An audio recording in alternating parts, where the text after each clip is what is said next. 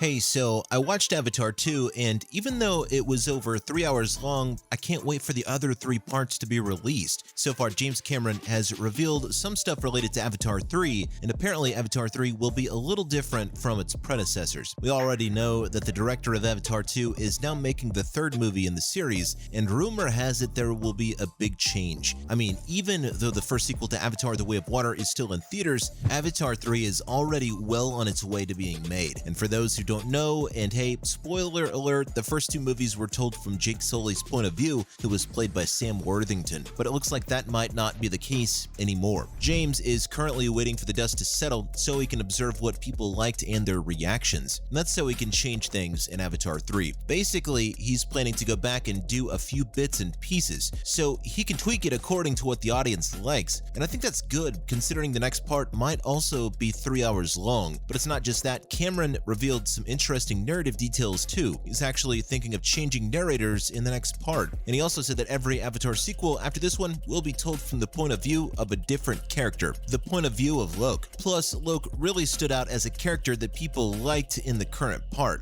We just roll. Okay, all right, let's do it again. Let's go back to one. Let's do it again. And we just get into a session. Sometimes we'll record for 10, 12 minutes straight, maybe 5, 10 takes, different ideas. Hey, why don't you do this? You know, I'll throw them a line on the fly. It's a very creative sandbox. Hair designs and hair decoration and everything for the Na'vi. Costume design is one of the most important parts of expressing a character, how a person dresses, what their clothes signify in a clan. And Cameron already confirmed that he'll be the one telling the story in the third part. The future installments having different narrators is honestly genius. Knowing how the story will be told gives away something really huge, and people might find it interesting to think about what's coming. As I mentioned before, Jake was the narrator for the previous two parts. They have this deep respect for the harmony and balance of nature. Their tattooing, their body and facial tattooing, we did our own kind of Pandoran version of that.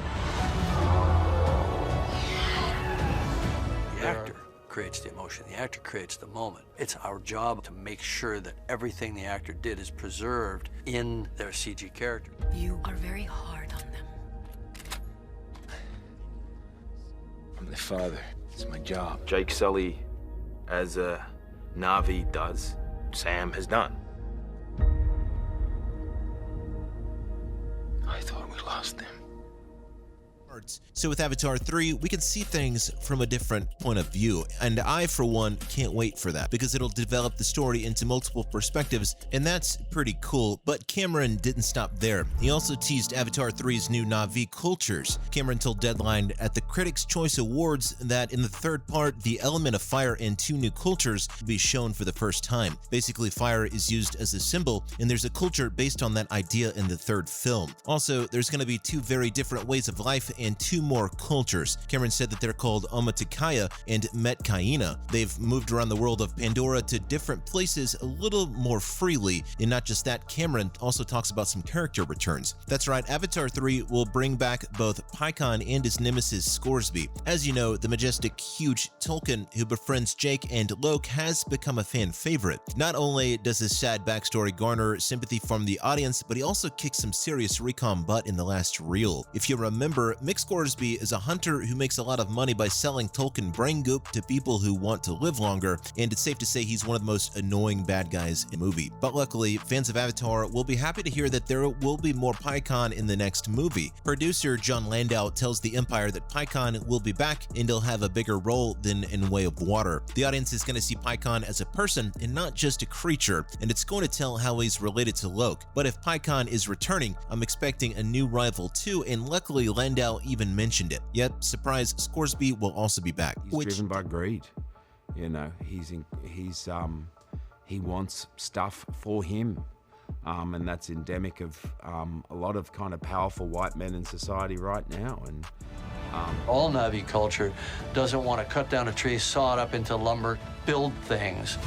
They want to integrate in a very natural and graceful and symbiotic way into their environment. So we had to come up with their architecture. You can capture the subtleties, the nuances of the movements. You can capture the eye, you can capture the ticks, everything. Capture it all. I'll be nice once, then I won't.